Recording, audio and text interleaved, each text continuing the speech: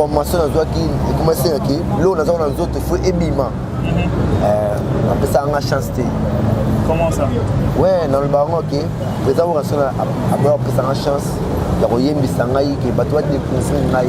Et il doit y presser, il doit y presser. 8 ans à la maison mère.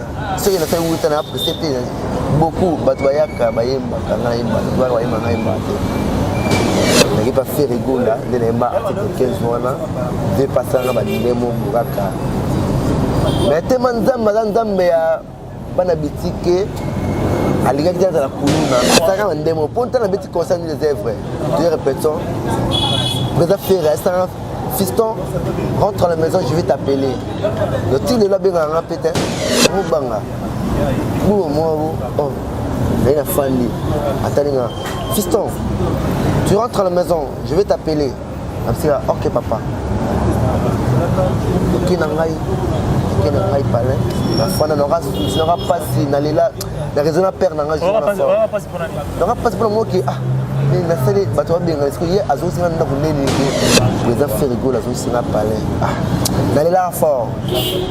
La casa donc bata ba frère ba yaya qui ba ko sunga un jeune qui ba ta ngamo artiste mon artiste qui a vu qui était le grand chance sont en papa na ngate mais la vie ko bata baya na ngai ba travailler c'est ngai na wa pe un jour pe le roi papa na ngata la musique na on veut souvenir na ngake ni la sa musique papa na phrase et il a cadré dans ce plus que de plus ni comme mes chou ya motema tanga tongo na pourquoi na katia bolé oh kokanaya kotikaka mawa nakati ya motema oyo e mesene kobeta pona polingo e beti bangu ngamo pona pasi.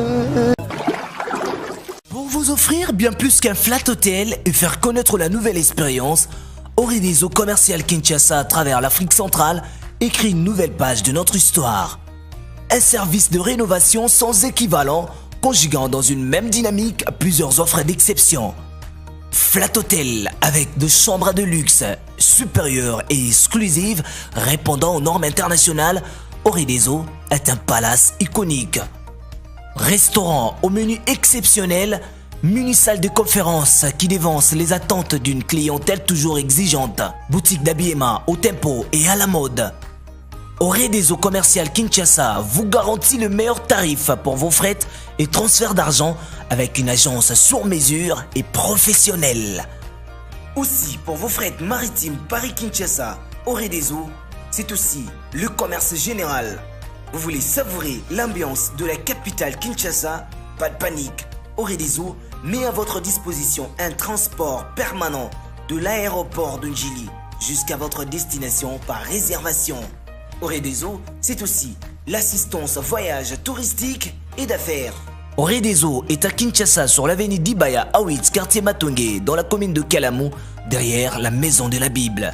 Pour tout contact à Kinshasa, plus 243 99 83 253 26 81 97 38 612. En Angola, plus 244 92 34 14 471. À Paris, plus 33 75 128 21 63. Orideso Commercial Kinshasa, toujours avec une longueur d'avance.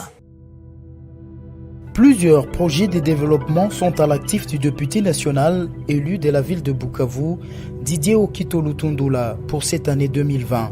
Proche de ses électeurs, le vice-ministre de l'économie nationale a porté sa contribution dans plusieurs domaines de la vie. Dans le domaine de la santé, alors que le monde fait face à la pandémie à Covid-19, Didier Okito, à travers la fondation DOL, a procédé à la distribution de 15 000 cache-nez aux habitants de la ville de Bukavu pour leur permettre de se protéger contre le coronavirus. La maison Stelmach vous propose des prestations de qualité pour vos gâteaux de mariage, anniversaire ou autres événements.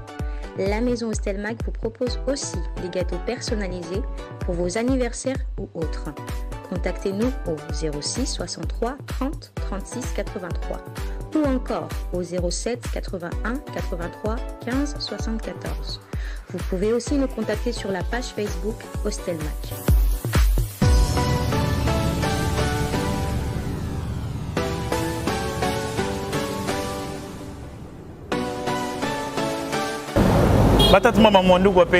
Mesdames, Mesdemoiselles et Messieurs, bonjour, bienvenue dans Congo Mobile Télévision. C'est avec un grand plaisir de savoir que vous êtes nombreux à nous suivre, à rester fidèles à notre programme. Aujourd'hui, je reçois pour vous notre artiste. Lui, c'est Fiston Yampania. Mon star, Azastar. Fiston Yampania, bonjour. Bonjour, mon pote Ndek Misolo. Bonne santé. Ouais, santé tranquille, hein, un rythme Mboka. La fatigue béton, notre président. Ah, la rythme Mboka. Mon star, Azastar. Deux fois. Ok, un grand plaisir. Comment évolue Villanova? Ouais, Villanova, vraiment, dans sa marche, ça évolue dans... Il y aura de bonnes surprises toi toujours on travaille. Parce que chez nous on travaille toujours. Dans Villanova, on évolue très bien. Vous participez déjà à 3 albums, hein? Ouais, on a participé à 3 albums depuis Anna Pipo. Je pense, Poison to Dot, et puis allez, Kirsis. Et bientôt maintenant, on travaille l'album Merci autour dans le studio, partout dans le monde, c'est là, hein? La célèbre camisole de base, c'est là. La gaz et la royale, c'est là. Après, tu as patron, c'est là, dans l'album, donc, carré. Donc, merci, Ezoya. Particularité, il y a Merci et Zani cette fois-ci. Particularité, Merci par rapport à l'album Oyo, vous participez déjà avant. Dans particularité dans nos alliés qui tenir toujours à regarder, tropé ça m'a danger. Tropé ça m'a danger, bah melga sika, bah dansa sika, bela tele sika, bah santa sika, dans ma moto il y a danger qui tout. Ok. Mais dans l'album Moussousou, vous accompagnez qui comme maestro, hein? T'es album tu accompagnes comme maestro, ça a cible. Oh, tu dois être héroïne, mais tu dis chance qu'il y a aussi là travail, tu as interprété en haut, dans le concert, dans le studio, partout, dans le doulé. Mais l'album tout est qui, ce mot tu es maka, on a aimé la fouté, on a aimé na rumba tringué, jour et nuit, arme blanche, dans cette intervention vocale à danser. Oh, bah tout va y aider. Dès que vous avez une intervention vocale, tu reconnais la table. Dans Zembo Fouté Naïmba, Chéra Salé, gratitude, Lokola Kombo. Ma belle, beaucoup de temps, la bande, Abomona Tiki Mokolo. Mais Kassina, Dako Kombo et Salaka. Ennemi, c'est ma belle. Trésor, West, Onedika, Diamant. Talana, comme Yokumba, qui funda, ya souci. Ya bolingo, na Yokoma, Poyokoma, Ramote. La grâce, Zola, royale. Clet Kabia, Corino, Hervé Dodo, Romo Kuna, Nanou Mouzinga. Le lot, merci Ezoya. Parce que moi, l'opportunité, mon amoto, à ce titre, ouais. Ouais, maillon n'est tu as même album Merci. C'est prêtre, les boss qui lorsqu'on arrête de trop respect à patron à l'homoline, deuxième dame déjà dans les métis noirs, donc des fois donc tu as apprécié ce album Merci pour tout ça là Moussala est bien, tout ça Moussala est bien, tout ça là Kirsis, Zigine Betty, Zimbe Kangi, Rumba Arme Beche Kanga donc Fouté ma bon ça s'attaque il y a pas de ça va me danser ou ça qui battu soit fanya à parler dans mon téléphone dans mon fanya à payer alors donc moi star donc voilà le mot qui a pissé merci merci sur je vais te répéter merci à mon tour ça dans l'album. Ok. Album on déjà combien de titres? Bon bah titre tellement boulot cité donc on peut ça nombre bah titre sur l'album est signé les bah tu vois qui nombre bah chanson tel nombre ya bah ligne tel donc voilà. Ok. Mais tu aurais rappelé à moi extrait. Extrait à Ndemlanga. Cédric Bossanate Pasuna Sanango Ezali Yasuka mon amour pardon konana yo ngata vivant pour mission na yo ça n'a complet à 100%.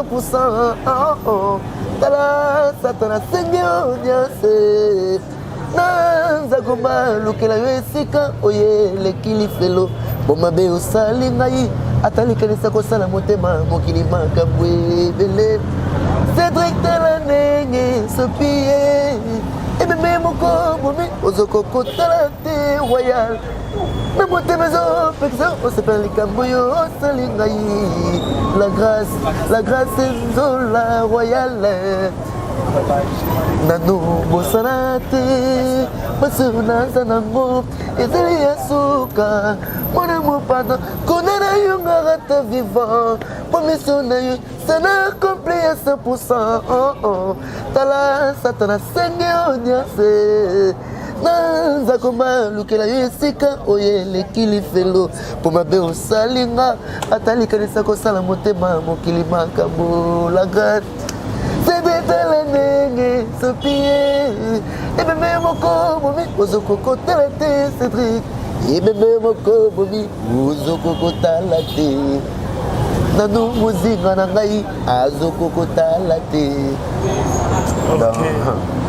na nzembo eza basurprise ya danger mona nzembo eza na basurprise moboyo taka na immortalize papa na ngai na immortalize père na ngai donc moto asoma nzembo na ngai oyo baki bayembela bango bato mais vraiment un bon temps quoi. Ok. Bon, aujourd'hui, Tozela, donc spécialité à Mpania. Aux gens à merci. Bon, mis à part l'intervention, nous sommes là, dans l'album. Il y a l'album, presque 3 albums et l'équipe. Mais ce que lorsque, particulièrement Nzungu, particulièrement Olamba, il y a un horoscope au ça populaire. Yango ce que tu as merci.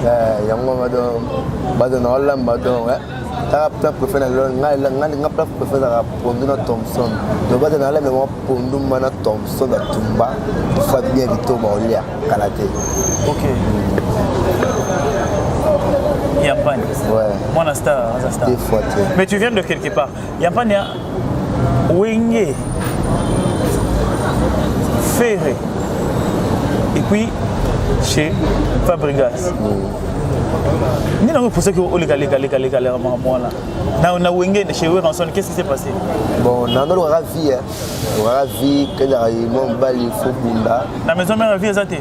Qu'est-ce na no ka vite. Mon personne m'a dit mon article 15 débrouillez-vous pour vivre.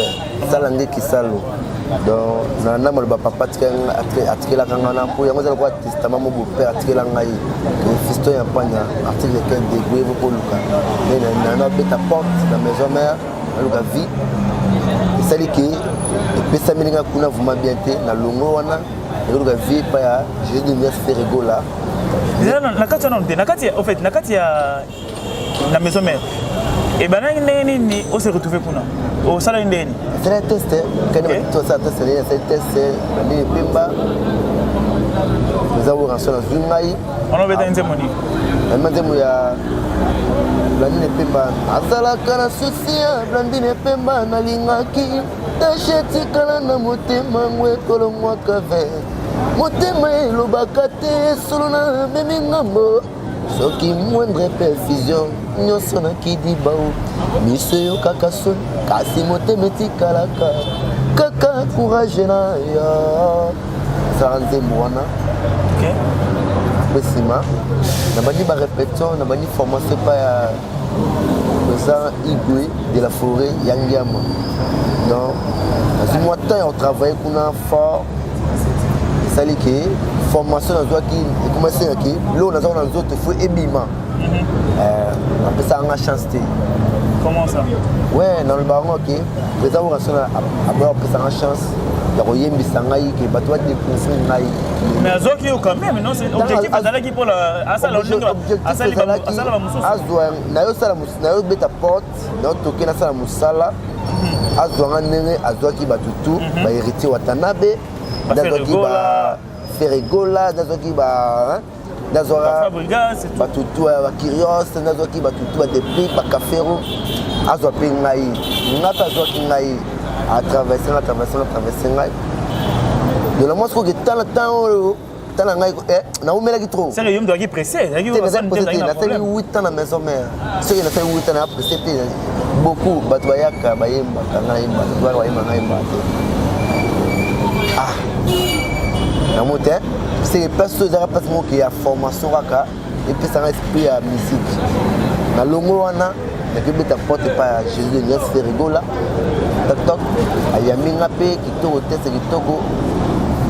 Nikutu, asalanga moi, la sepla lelo, président Ferrigola asalanga donc merci président Ferrigola na kokanisa koyemba papa na ngai na kokota ngape na moi eloko asalanga wana wa concert wana même article 15 ma vidéo za batwa concert ni 2 heures façon to to mona ngo na yemba nze mo paso yemba salanga kisalo Adamo aosili koliambu mau Eva mwana na ngai aobuki ya ngai kila nabakita ni babino lona ni pobolia na motoki ne bozili futa o vivre o lukaka débrouillez-vous pour vivre article 15 maman débrouillez-vous pour vivre la bamba la vie mambu mingi suka suka ya makambo mwana mama opikaka motoki na yo tangisa olona kozela te sala lokola la grâce ezola sala lokola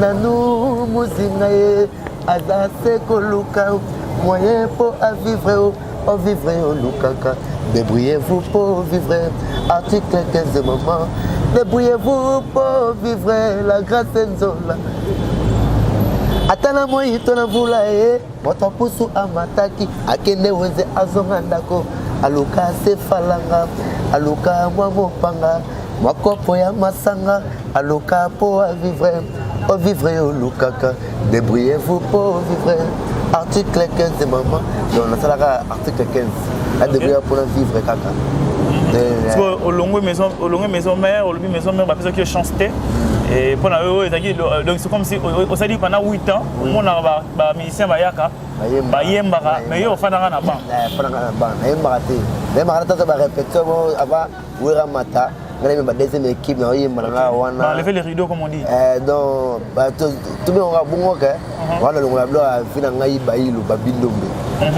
asona bete vola babilombe na la zamba play mais ba fa to la zamba yebi dessiner bon deti yo vola mo nimba Papsona sengi alinga kabe ya bosoi une minute voilà moi c'est toujours la vie bakalomina bino na lema na babubare mami ata na zila telobi na kozwa kalosalo mu tema kase kanzaye que je vois. Ça bêtis logo wana dans des fois té.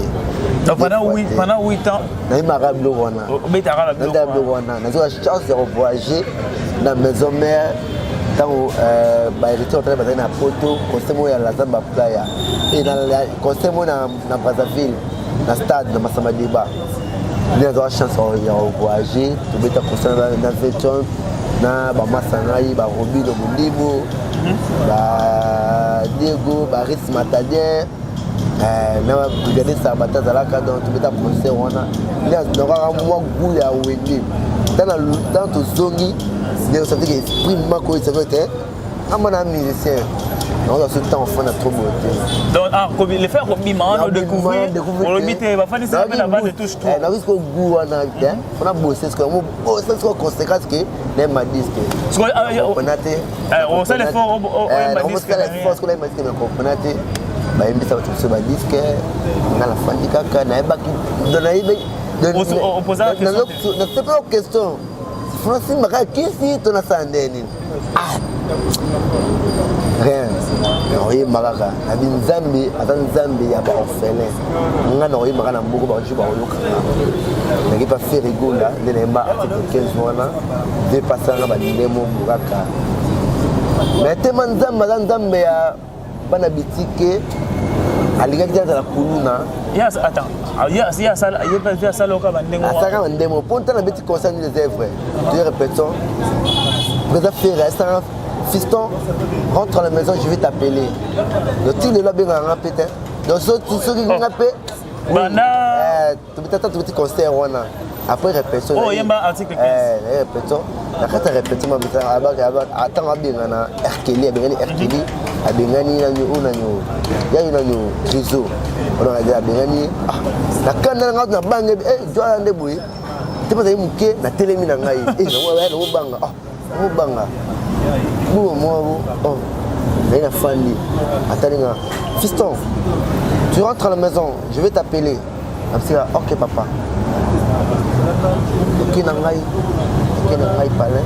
La fin n'aura pas si nalila. La raison à perdre n'aura pas pour moi qui mais la série bateau bien est-ce que hier azo sina nda kuneli que il va m'appeler. Soit dans on sait que parler. Voilà, la minute on a répétition on continue. Ba continuer répétition azo qui parler. Quand yo mo ka boy ka o sale lo. La série lo teta bien là ba abena Erkeli abena ni après t'as fiston rentre à la maison je vais t'appeler. Est-ce que yo pour ça ba Erkeli ba ça. Ba ki ba za sina okese na buti bango. Taba bien on est na bango te.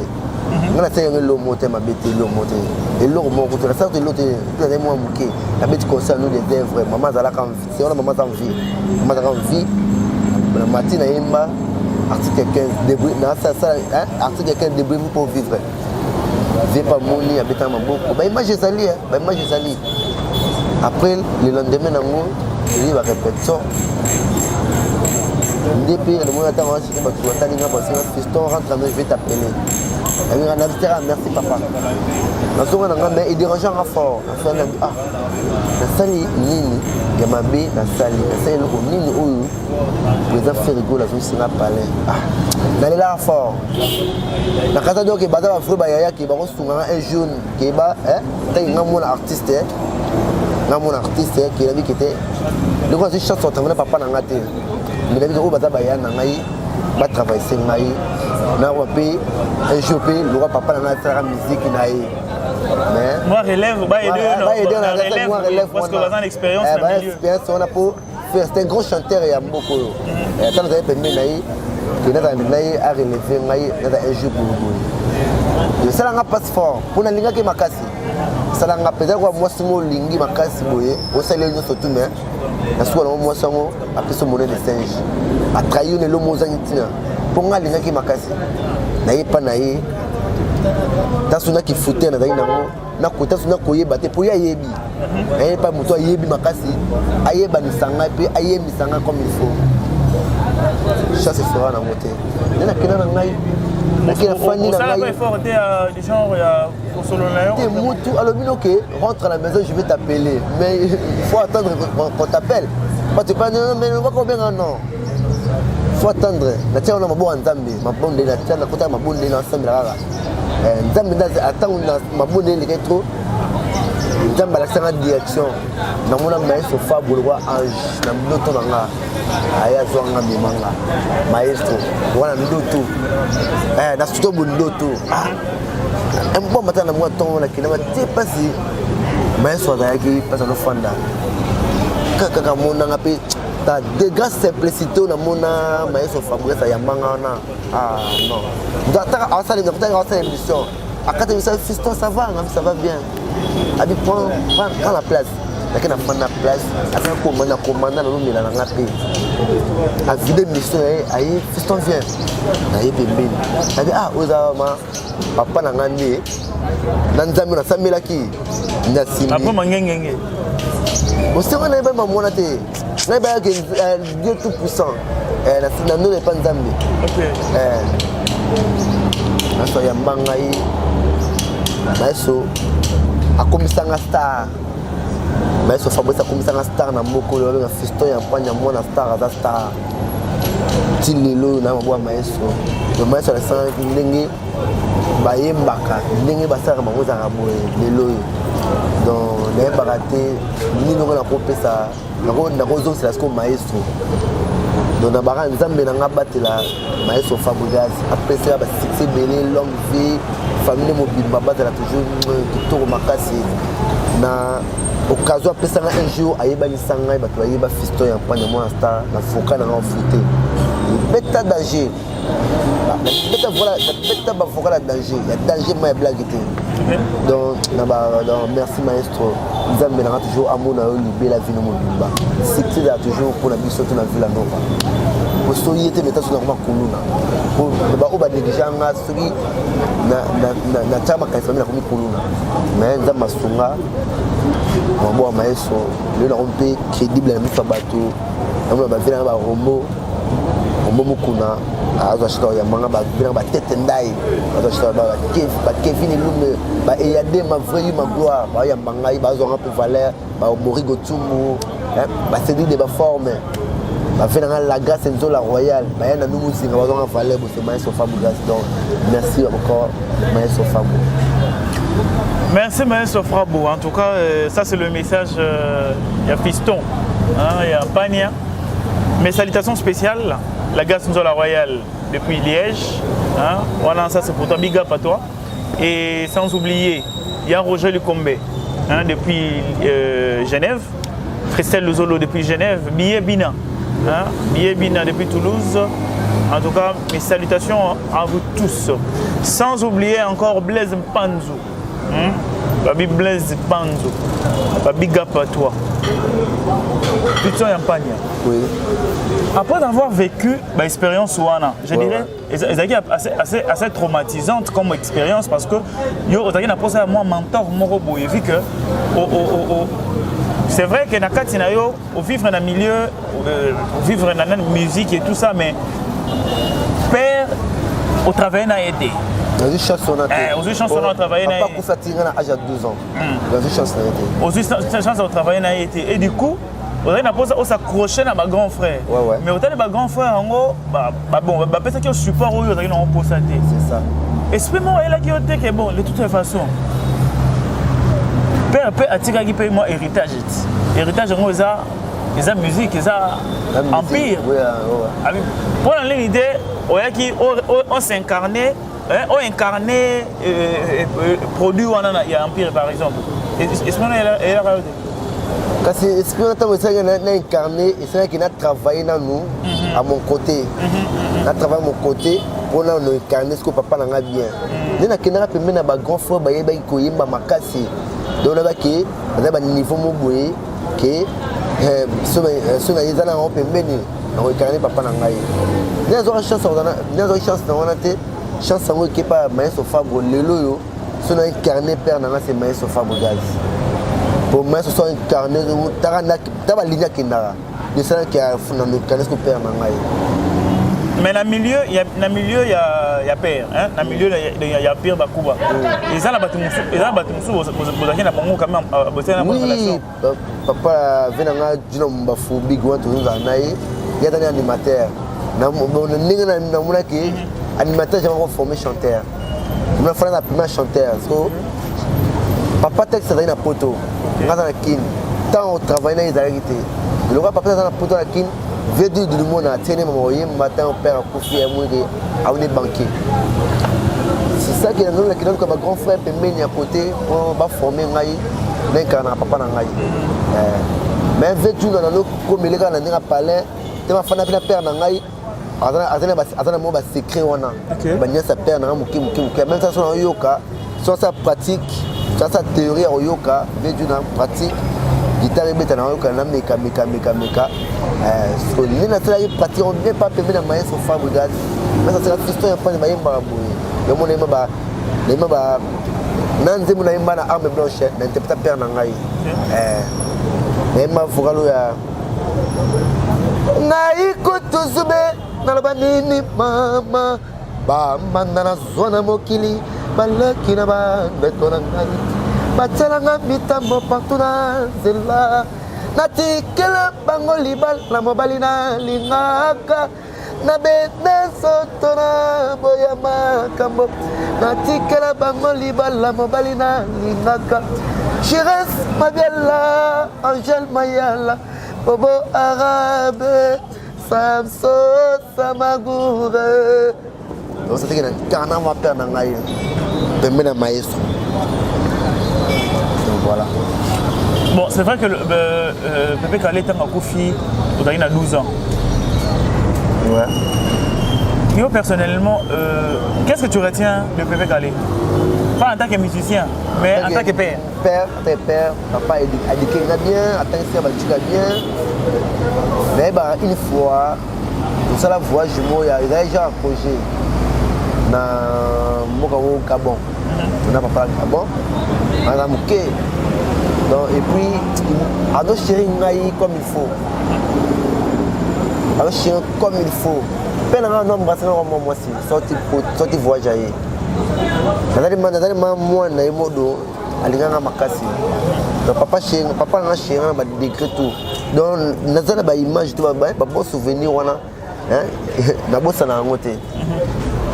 Donc ngana ba ne ba bena bana mutu na classe T qui ne va laisser faut OK. Na ba tenga ki na classe dans la bien lire bien. Chaque fois papa il a un cadeau, pas m'brasser quand télé. Mais il était très colérique. Très colérique. Okay. Il y a des gars. Mais un bon papa. On veut souvenir dans la dague. Il a sa musique, au papa dans la phrase. Et il a cadré dans ce plus que de plus. Zambé gars, tout ça, Inch'Allah. Zambé moyen bini, assalamu alaikum. Là, après, à 12 ans, tu manquais de. Pendant que le vieux était là, tu ne manquais de rien. Je ne manquais de rien. Qui, vu que ça a basculé. Ouais. Pendant la période où on a. Le moment le plus difficile, il y a Fiston, il y a pas de Nini. Ton père a accueilli. Le moment le plus difficile, normalement, on a poussé le mot dans le sauté. Et puis tu qui n'a pas basculé qui mouké. On a niveau de licence. Mais nous avons chance que licence. Normalement, on a rajouté qui était dans la musique, dans la musique, dans la pour papa na linga papa na makasi na mosaka mamone kanika mamunaye donc na bukan mina bobo ya tante na ngai elle limanga mabondo que son réponse en paix ina beaucoup linga tilo na ajo na bukan bobo tante na ngai elle limanga mabondo atokufa donc maestro ayebi tante na ngai bien mamelisa ayebi donc voilà quoi, on a les pays comme les lobos. Donc, attention, nous avons mis au boulot. Donc, le cadet de la famille quoi. Oui, je suis le cadet de la famille Benjamin. Il y a Kabassé les Yampagna, Pépé Calé, le biologique, Fiston Yampagna, Monastar, éléphant d'Afrique. Ok. En tout cas, ça se voit, éléphant d'Afrique. Mais, Yampagna, père accueilli, tu as une charge. Yeah.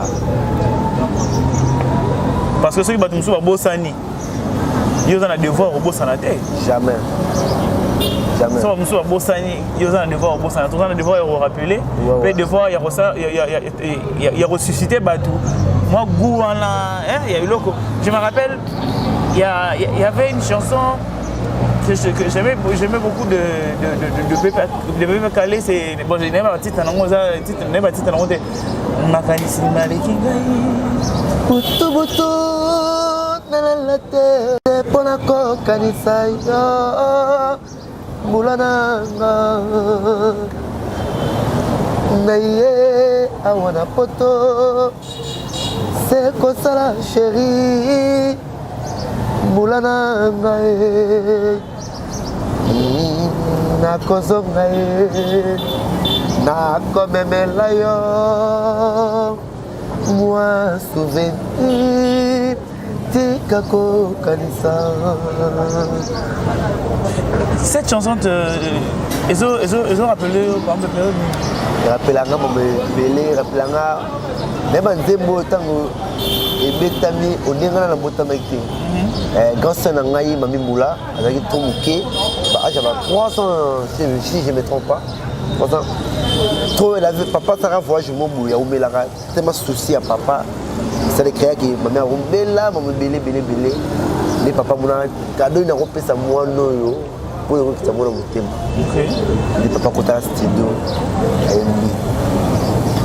aimé mamie alobi mobembo eza liwa te mami tika makanisi nakende na kozonga. À l'époque aussi, voyage, une année, 2 ans. Une année, 2 ans, ouais. Donc, c'était un cadeau, papa était là, grand sœur Mamie Moula. Je l'aime beaucoup, ma grande sœur. Tonton Kabassé Olivier. Tonton Kabassé Olivier. On a un grand frère il est dans la France. Adamo, Safi Ampagne, dans ma frère il est là, fort, il y a trop. Fiston Ampagne. Ouais. Mot de la fin par rapport à la rencontre en émission Lelo. Ouais, mot de la fin que Bazananga toujours, Naila Bango, Bango Ligangaï, moi conseil, na Bango et Salanga bien. Nazam artiste Oyo, Nazam artiste Oyo, Père Nanga Mandon, hein? Abotinga tikelinga ndebino atikinga na maboko na bino dobo ya mangai donc ba venga ba nanungu zinga ba venga ba la grâce to la royale Diziston ngati au petit no Fiston Ampagne Willy Mbongo Mepraya ya Willy Mbongo Mepraya Fiston Ampagne yeyo donc ba venga maboko na bino ba Tebre Camiselo ba Samson Samagora Herman Lady un bon tonton au foot, Herman Lady, Rigo Kiyama, Dora Delix, grâce à Jamba, on est ensemble, c'est Fiston Ampagne, Elephant d'Afrique, dans Star Nabino Yoyo, Merdi Binga, on est ensemble, dans partout dans le monde, Sainte de Paris, Sainte Bébé, on est ensemble, dans Fiston Ampagne, il y a des ma voix, ma gloire, David Kishala, ça c'est Elephant d'Afrique. La petite Sumbo t'es pas à Vélangaï, il y a Christian Decorne, ma beauté belé, Gina, Nano Kalala, la petite Sumbo t'es trop bas, Déborah Louesso, Santo Samagora, Morigo, tu me montes ton Fiston Lilanga ML, Fiston Lilanga, Seroti mon paiement, la belé. Donc, on est ensemble, donc, artiste aimé, Fiston Ampagne, par conseil, ça rend toujours bien. Mais même mais avant ça, si par exemple, on a contacté Fiston Ampagne, par exemple. Ouais, si on a contacté Fiston Ampagne, ça va plus 243 81 27 44 046. Plus 243 81 27 44 046. Donc numéro Oyo, René l'abbé prêtre, Bayagi Moussa parent français, numéro Oyo. Donc numéro Oyo, au cadet de Paris, Yagi Foukian, Yagi Chakalambi. Donc voilà numéro Oyo, tout. Bon numéro, tout, mesdames, mesdemoiselles et messieurs. Nous sommes à la fin de notre émission. C'est ici que je vais vous dire au revoir. Merci de nous avoir suivis. Un grand merci à l'équipe technique de Congo Mokili Télévision. Donc un grand merci à tout le monde, spécialement celui qui est derrière la caméra, Imak Makengo, Valeur Massamba, Sims Essele. En tout cas, un grand merci à Caprice Kilokwa de management et sans oublier la colonne vertébrale de Congo Mokili Télévision, c'est ce que j'appelle Ado Yue. Mesdames, mesdemoiselles et messieurs, c'est ici qu'on s'est dit au revoir, mais je vous laisse en compagnie de Fiston Ampagne. Likamwa mesho ya motema tangara Tongo na pokwa Tanakatia bole Kokene ya koti kaka mawa Mawa nakati ya motema oroyo Mesele kobeta pona polingo Ebeti mangu Namu pona pasi Kolesanga pona nilia nanu Awa nakati ya motema oroyo Mesele kobeta pona polingo Ebeti mangu Namu pona pasi Kolesanga pona ninimishu Seya mitema Tasara kibonde koro Plusieurs projets de développement sont à l'actif du député national élu de la ville de Bukavu, Didier Okito Lutundula, pour cette année 2020. Proche de ses électeurs, le vice-ministre de l'économie nationale a porté sa contribution dans plusieurs domaines de la vie. Dans le domaine de la santé, alors que le monde fait face à la pandémie à Covid-19, Didier Okito, à travers la fondation DOL, a procédé à la distribution de 15 000 cache-nez aux habitants de la ville de Bukavu pour leur permettre de se protéger contre le coronavirus. Il a également organisé plusieurs séances de sensibilisation contre cette pandémie. Des outils aratoires ont été distribués aux habitants dans le 56 avenue et des séances d'évacuation des déchets ont été organisées dans différents marchés de Bukavu. Dans le domaine social, la fondation Didier Okito a apporté son assistance aux victimes de plusieurs cas d'incendie enregistrés dans la ville de Bukavu. Ces de Nyamugo et de Funu n'ont pas été oubliés. Au chapitre des infrastructures, le pont Wesha reliant la commune de Bagira à celle de Kadutu a été construit. À cela s'ajoute le pont Rukumbuka reliant Igoki à Nyamiera, le pont reliant l'avenue Tchaï et l'avenue Igoki, ainsi que le pont reliant les camps Bien-Aimé à Essence Major Vangou. L'escalier de l'avenue de l'hôpital général a été également construit. Didier Okito a également apporté sa contribution dans la lutte contre l'insécurité à Bukavu avec l'installation de projecteurs solaires dans plusieurs coins de Moungu et de Nyamugo, quartier théâtre de l'insécurité, pour permettre à la population d'avoir accès à l'eau potable. Le vice-ministre de l'économie nationale et patron de la fondation Okito a également construit des bornes fontaines à Kalingira, dans la commune de Bagira. La belle femme ne peut donner que ce qu'elle a. Didier Okito a apporté une fois de plus sa pierre dans le développement de la province du Sud Kivu.